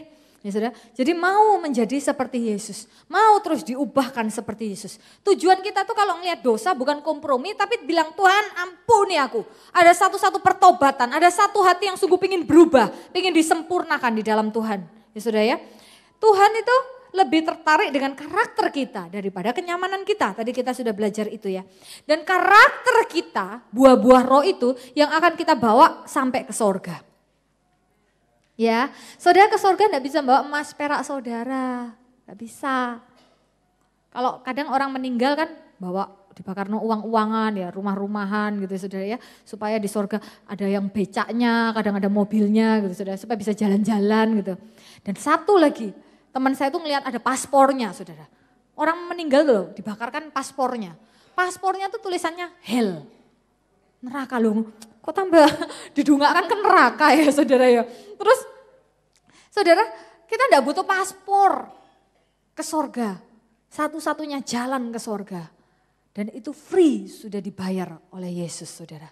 Kita tinggal terima, kita hidupi dan kita akan mencapai ke sana. Amin saudara. Nah di situ ya saudara ya, karakter itu akan kita bawa pada surga. Sampai pada kekekalan. Jadi biarlah kita punya hati yang rela disempurnakan melalui problem. Punya hati yang rela untuk dibentuk melalui problem ya saudara. Punya kesabaran dalam melihat karakter kita diubahkan saudara. Jadi jangan gampang-gampang kecewa ya. Saya sendiri dulu saya berpikir saya sudah sabar. Dulu saya pikir gitu. Dulunya pemarah. Habis pemarah diproses Tuhan. Di proses Tuhan, saya pikir saya sudah sabar. Setiap ada orang yang menyakiti saya ampuni, saya doakan. Jadi saya pikir, aku sabar. Terus orang sekitar saya berkata, kamu itu sabar ya, gitu. Kamu itu sabar loh. Kalau aku ginikan orang itu gitu ya. Terus Waktu itu saya pikir, aku sudah sabar ya. Ya puji Tuhan kalau orang melihat perubahan. Tetapi ketika sesuatu terjadi lagi dalam hidup saya, sesuatu yang buat saya itu baru, proses yang baru, tingkatan yang baru. Saya tiba-tiba jadi orang yang emosional, orang yang pemarah, orang yang begini. Terus saya ngeliat, loh aku kok kayak gini ya? Aku pikir aku sudah sabar. Kalau kita nggak hati-hati kita bisa depresi, kita bisa putus asa. Tetapi Tuhan kasih saya satu pengertian yang membuat saya sukacita. Pengertiannya itu gini, siapa di sini yang fitness? Hei, ada yang fitness enggak? Oh senam ding, kalau sini senam ya di sebelah ya, senam. Nah kalau orang-orang yang fitness saudara, ini pertama kali kita angkat beban misalnya 5 kilo ya, kita angkat nih. Terus habis itu bebannya macam-macam di kaki lah, di tangan gitu saudara ya. Terus di pinggang, saudara angkat beban. Pertama paling 5 kilo dipasang ya. Terus saudara yang pertama berat 5 kilo, lama-lama jadi enteng enggak? Enteng, saya sudah coba kok. Misalnya kita sit up ya, pertama kali itu lama gak sit up, terus sit up, 15 sudah ngos-ngosan ya. Ponaan saya saking gedenya, ponaan kandung sudah, beratnya tuh udah 113 kilo atau berapa gitu sudah ya. Kok deh, dia kalau pergi sama saya sering disangkain pacar saya. Jadi orang-orang gereja, pacarnya ini ya, katanya, ngawur itu ponaanku tuh. Dia gede kayak gitu. Saya sering bilang, diet. Sekarang dia udah agak kurus. Waktu dia gendut-gendutnya, saya suruh sit up bareng saya. 5 kali itu loh, kayak yang mau dibunuh saudara. Mau sit up 5 kali, gak kuat gitu saudara. 2 kali tuh kayak gitu ya. Terus saya pikir, apa-apaan itu ya saudara. Tapi kalau itu dilatih terus, nanti lama-lama bisa. Ya, waktu kita pertama kali berat, lama-lama menjadi ringan. Sama, angkat beban 5 kilo. Pertama kan kelihatannya berat, lama-lama ringan. Setelah ringan, kalau saudara mau membentuk otot, terutama pria ya, bebannya harus ditambahin, harus. Tapi kalau wanita jangan gitu ya, lama-lama saudara kekar gitu ya. Tapi direpetisi, kalau perempuan tuh diulang-ulang gitu, dengan beban yang ringan diulang-ulang terus. Nah kalau pria ditambahin supaya gede badannya, mungkin dulu keceng-keceng jadi gede gitu ya. Nah waktu beban ditambah dari 5 kilo menjadi misalnya 15 kilo. Percaya enggak? Pertama kali dia ngangkat, persis seperti dia ngangkat 5 kilo. Gitu ya saudara, berat rasanya. Lama-lama 15 kilo jadi ringan.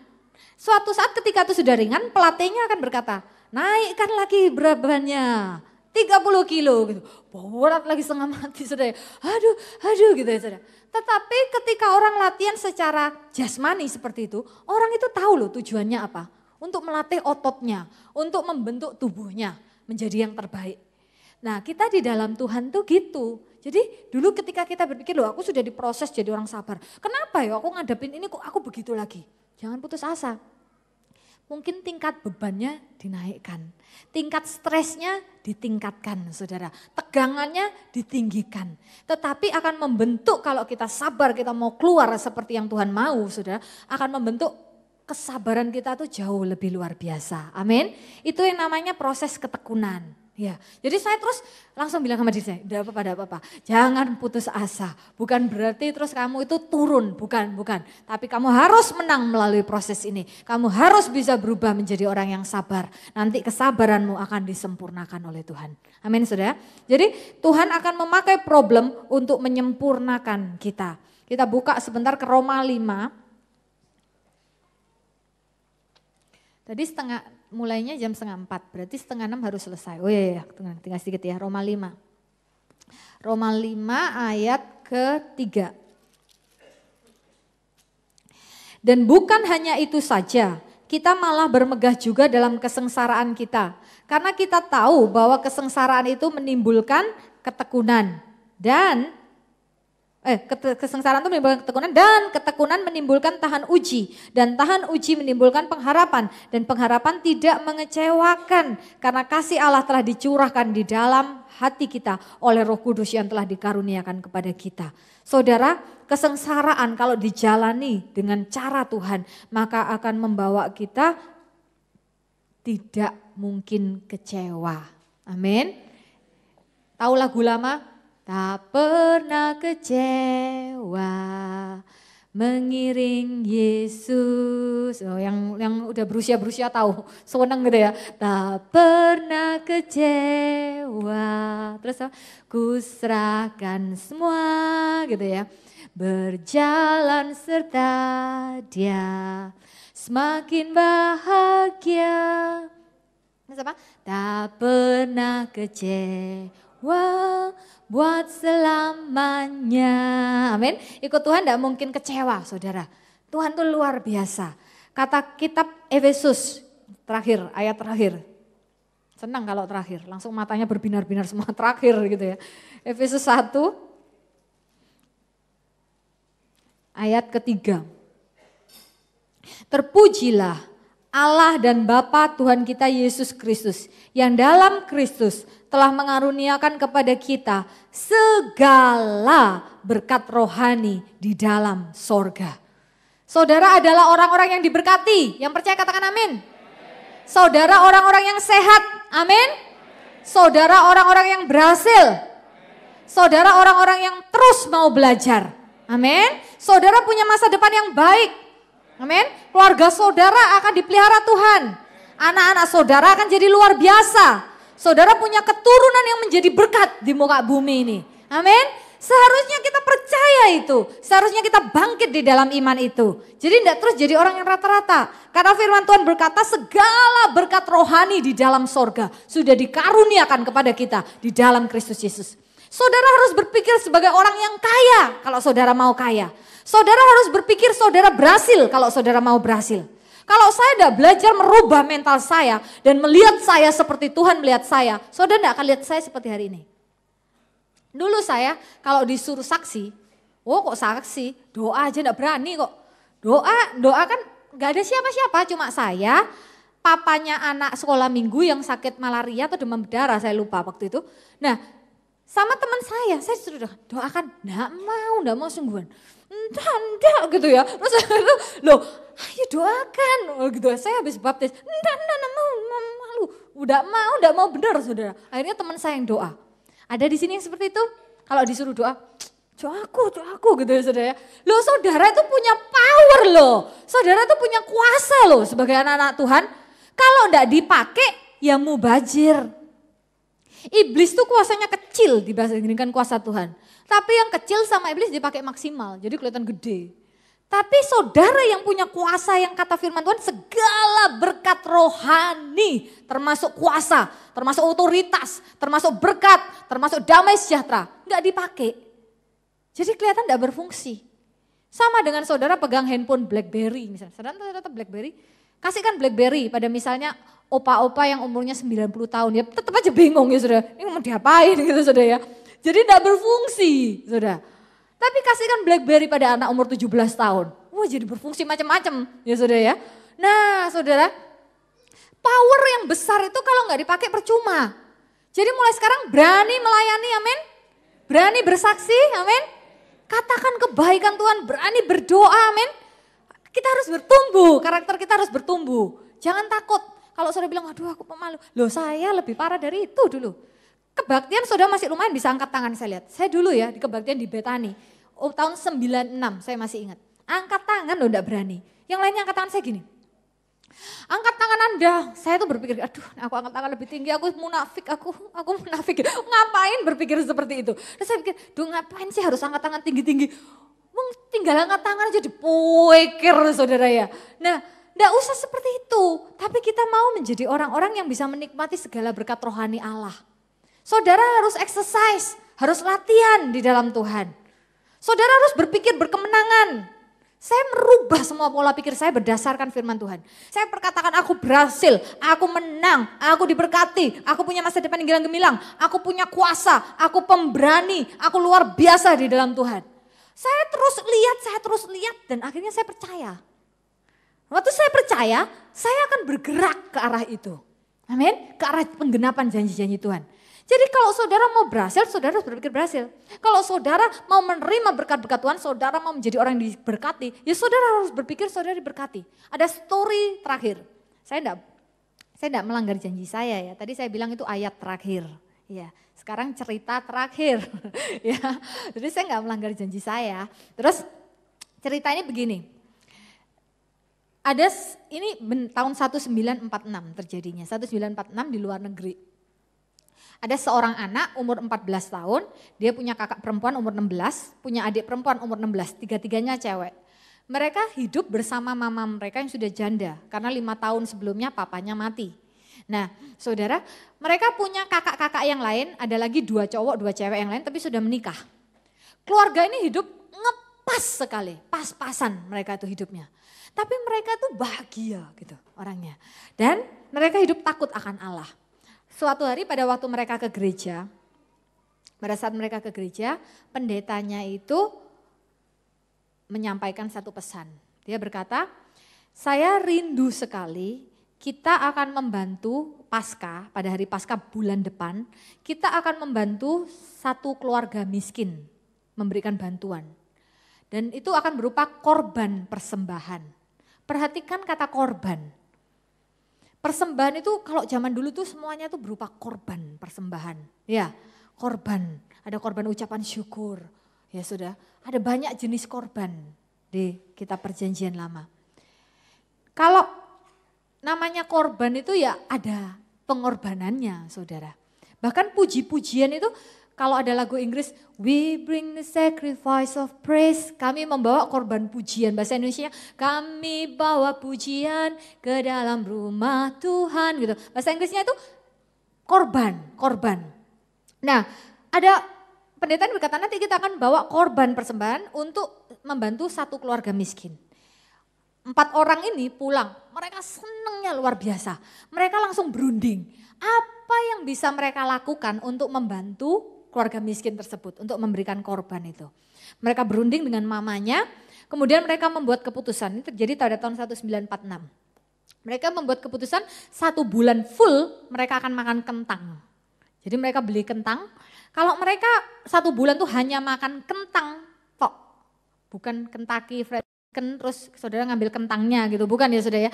Ini kentang aja, maka mereka bisa menghemat sebesar $20 pada masa itu.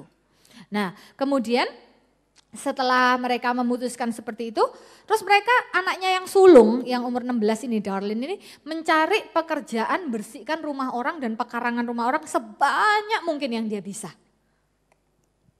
Terus setelah itu mereka juga membuat pegangan panci yang dari kain loh saudara, untuk megang panci itu, satu dijual $1. Dan mereka bisa menyimpan sekitar mendapat untung sekitar $20. Mereka kerja keras. Dan mereka mematikan semua listrik lampu sebisa mungkin, bahkan nyetel radio pun tidak. Supaya mereka tagihan listrik mereka bisa hemat. Dan setiap hari, setiap malam mereka akan berkumpul dan menghitung berapa sih yang sudah bisa mereka kumpulkan. Kadang-kadang hitungannya sen, saudara, sen ya. Terus hanya beberapa sen. Tapi mereka kumpulkan, masih punya waktu 1 bulan kan untuk korban itu. Kemudian kalau malam hari di kegelapan malam, karena mereka kan hemat listrik ya, gelap.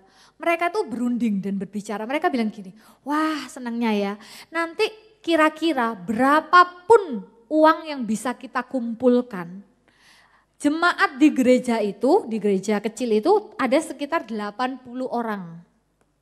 Jadi berapapun yang kita bisa kumpulkan, kira-kira nanti persembahannya akan terkumpul 20 kali lipatnya kita. Paling enggak itu, mereka berpikir seperti itu. Jadi betapa senangnya ya nanti keluarga miskin itu kalau menerima bantuan ini. Pasti uang ini berarti bagi mereka. Mereka betul-betul berkorban dan melakukan pengorbanan ya. Nah pada waktu 1 hari sebelum Paskah, salah satu anak ini pergi ke toko grosir, dia menukarkan recehan-recehan tersebut dengan uang kertas. Dengan uang kertas, dia kumpulkan, dia mendapat 3 lembar $20. Berarti berapa saudara? $60. Plus 1 lembar $10. Jadi totalnya ada $70. Mereka tuh megang uang itu sampai gimana gitu loh. Mereka gak pernah pegang uang sebanyak itu seumur-umur ya. Dan itu mereka melakukan penghematan luar biasa. Dan mereka pegang itu mereka senang sekali. Mereka pulang mereka bawa ke mamanya. Wah mereka bahagia sekali. Terus kemudian besoknya waktu Paskah, Mereka berangkat, ternyata hujan deras. Pada waktu hujan deras, gerejanya itu masih jauh jaraknya dari situ. Tapi tidak menghalangi niat mereka sama sekali untuk berangkat. Mereka berangkat, anaknya yang sulung, sepatunya itu lobang. Anaknya yang umur 16 itu sepatunya lobang, ditutup kardus. Dan pada waktu jalan karena hujan, kardusnya hancur, jadi kakinya basah. Tapi mereka terus berjalan dengan sukacita, terus mereka duduk di gereja. Mereka masuk, mereka duduk di deretan kedua, saking senangnya. Terus si anak yang tengah ini bercerita seperti ini. Waktu itu remaja-remaja lain memandangi kami. Mereka tuh ngeliat kami seolah-olah gini, ih bajunya kok tetap pakai baju yang lama. Mungkin kan kadang-kadang ada orang yang kalau pasca Natalan pakai baju baru ya kan. Mereka ngeliat, aduh itu keluarga itu kok pakainya bajunya yang lama yang dulu itu gitu. Tapi anak-anak ini berkata apa? Kami duduk di baris kedua. Walaupun kami dipandangin orang seperti itu, kami merasa kaya. Dan kami merasa kami adalah miliuner. Jadi mereka tuh udah bawa $70 loh. Mereka merasa seperti miliuner saudara. Mereka senang sekali. Dan pada waktu mereka duduk seperti itu, tibalah pengumpulan korban persembahan buat keluarga miskin itu. Kolekte dijalankan. Waktu dijalankan, mamanya memasukkan $10. Plek. Anaknya yang satu memasukkan $20, yang satu $20, yang kecil $20. Pas deh $70. Mereka bahagia luar biasa, terus mereka pulang. Pulangnya udah cerah, mereka nyanyi sepanjang jalan. Mereka betul-betul merasa sangat diberkati dan sangat kaya. Nah setelah itu, mamanya membuat kejutan di rumah. Kejutannya apa? Mamanya masak kentang goreng. Ternyata mamanya sudah nyimpen kentang goreng dan mamanya itu kentangnya digoreng plus beli telur 1 lusin. Telur 1 lusin. Telurnya direbus ya. Telurnya direbus jadi mereka merasa makan mewah hari itu. Setelah 1 bulan full makan kentang rebus saudara ya. Terus hari itu mereka sangat sukacita. Mulai sore tiba-tiba pendetanya itu naik mobil. Pendetanya itu ke rumah mereka. Pintu diketuk. Mamanya keluar, mamanya omong-omong sebentar sama pendetanya, terus pendetanya pulang, terus mamanya kembali dengan membawa amplop di tangannya. Mamanya kembali ditanya apa mah, mamanya diam aja udah gak bisa ngomong, terus mamanya keluarkan amplop itu, plek, dikeluarkan jatuh lembaran-lembaran. Ternyata yang dianggap keluarga miskin siapa? Mereka. Ternyata waktu pendetanya bilang kita mengumpulkan persembahan untuk keluarga miskin untuk mereka sudah. Yang luar biasa waktu dikeluarkan dari amplop itu sudah persembahannya. Mereka menemukan 3 lembar $20, 1 lembar $10, sisanya 17 lembar $1. Berarti sekitar 80 orang lainnya di gereja mengumpulkan korban persembahan hampir selama 1 bulan dan hanya memasukkan $1. Ada yang ngasih, ada yang enggak. Korban ekstra kan selain kolekte, saudara. 17 lembar $1. Dan mereka tuh tercekat gak ada bisa ngomong. Terus anak ini berpikir begini, loh kami ini miskin dah. Kami kok tidak pernah merasa kami miskin ya. Kami memang belajar hidup apa adanya. Tapi kami ini merasa kasihan sama anak-anak yang gak punya orang tua sebaik orang tua kami. Dan mereka berkata kami ini selalu punya teman-teman yang terus-menerus mengunjungi rumah kami. Kami punya kakak-kakak yang sudah menikah tuh yang baik. Dan mereka berpikir memang sih peralatan rumah kami itu ya, kami itu bagi kami itu suatu hal yang menyenangkan untuk melihat malam hari itu apakah kami akan dapat giliran sendok atau garpu.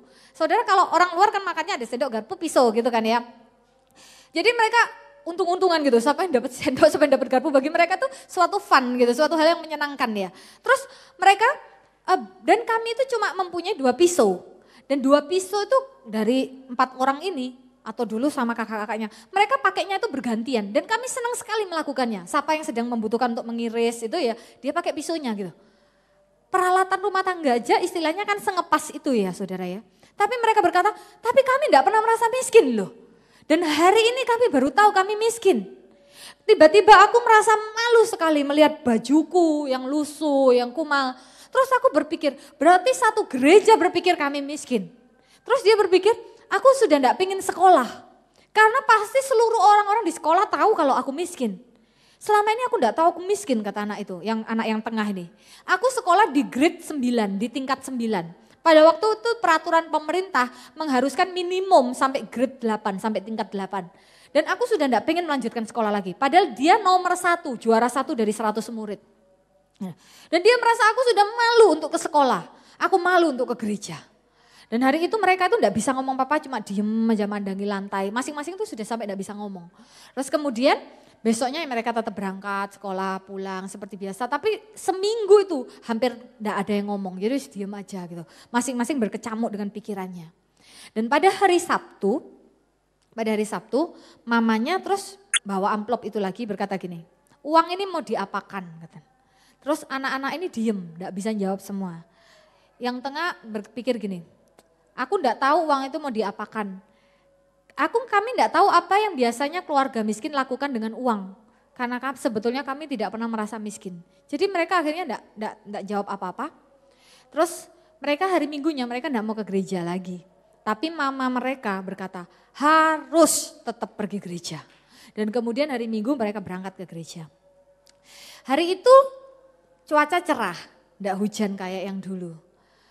Tapi mereka semua diem sepanjang perjalanan. Mamanya nyoba bernyanyi, tapi enggak ada yang ikut bernyanyi. Jadi mamanya cuma nyanyi beberapa bait terus mamanya berhenti. Diem semua di perjalanan. Dan sampai ke gereja mereka tuh malu sekali. Mereka terus merasa semua orang melihatin mereka. Mereka duduk. Kemudian yang khotbah ada misionaris. Jadi penginjil dari luar, dia khotbah. Firmannya itu tentang di salah satu cerita di firmannya misionaris ini penginjilnya bercerita tentang pembangunan gereja di Afrika. Gereja di Afrika sedang membangun, mereka sudah bisa dengan berbagai hal bisa membangun gedungnya dengan batu bata dan sekarang mereka itu membutuhkan atap untuk menyelesaikannya. Dan dia berkata persembahan sebesar $100 akan bisa menolong untuk gereja itu membeli atap. Gitu. Terus ya dia cuma cerita aja penginjil ini.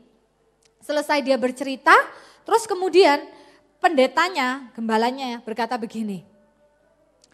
Saudara-saudara, saya tergerak untuk hari ini kita melakukan korban persembahan untuk membantu gereja di Afrika, berapapun yang bisa terkumpul.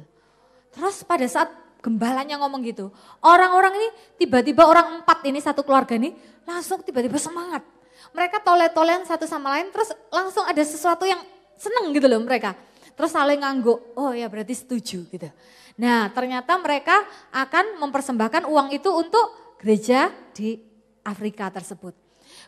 Kolekte dijalankan, mamanya ngambil amplop itu dari dalam tasnya, dioper ke anaknya yang umur 16. Anaknya yang umur 16 ngoper ke anak 14. Anak yang umur 14 ngoper ke yang kecil, terus yang kecil memasukkannya ke dalam kantong itu. Dan waktu itu mereka senang, mereka lega gitu. Uang itu sudah mereka bisa pakai untuk yang baik. Terus mereka diem, terus dihitung langsung persembahannya. Karena akan dibawa misionaris tersebut untuk membantu gereja di Afrika. Ternyata jumlah yang terkumpul tuh $100 lebih. $100 lebih dikit lah mungkin. Dan misionarisnya tuh sangat sukacita luar biasa penginjilnya. Dia berkata dia itu tidak menduga bahwa dari gereja yang kecil di tempat yang kecil akan terkumpul persembahan sebesar itu dalam satu kali persembahan. Dan misionaris ini berkata, penginjilnya berkata, wow kalian pasti punya orang-orang yang sangat kaya di gereja ini gitu.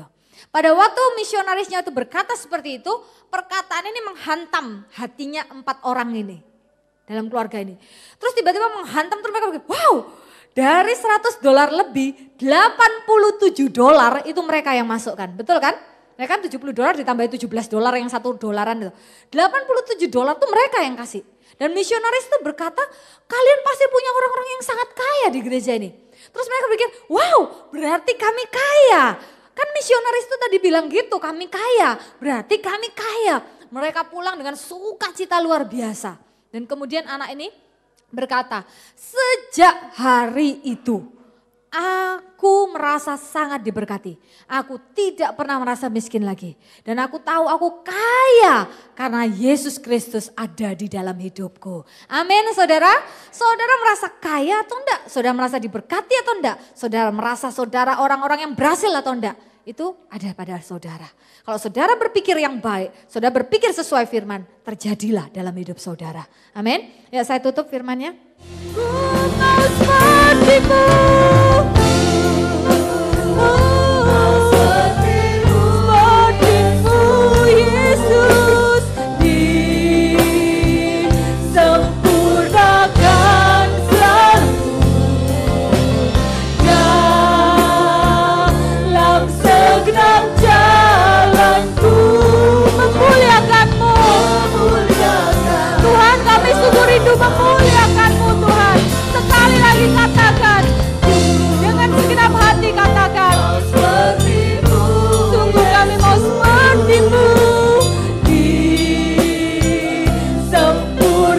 akan selalu dalam segenap jalanku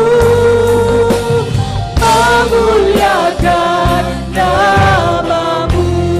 Saat ini pejamkan mata saudara. Saudara yang rindu didoakan, pejamkan mata saudara, jangan lihat kanan kiri.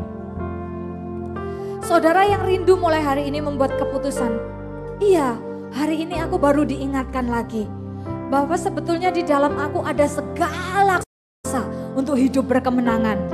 Ada kuasa untuk sembuh dari sakit penyakit. Ada kuasa untuk mengatasi masalah-masalah.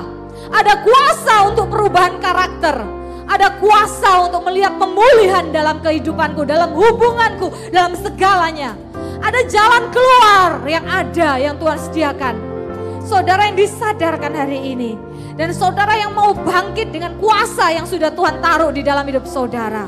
Saudara yang tahu, saudara yang butuh pertolongan Tuhan, dan saudara tahu hari ini bahwa Tuhan pasti menolong Anda, dan pertolongan itu sudah Tuhan berikan di dalam Anda. Ada power, ada kuasa di dalam lidah Anda. Ada kuasa dalam kata-kata Anda. Ada kuasa dalam tingkah laku Anda. Saat ini saudara yang sungguh mau hidup bangkit buat Tuhan. Bangkit buat Tuhan.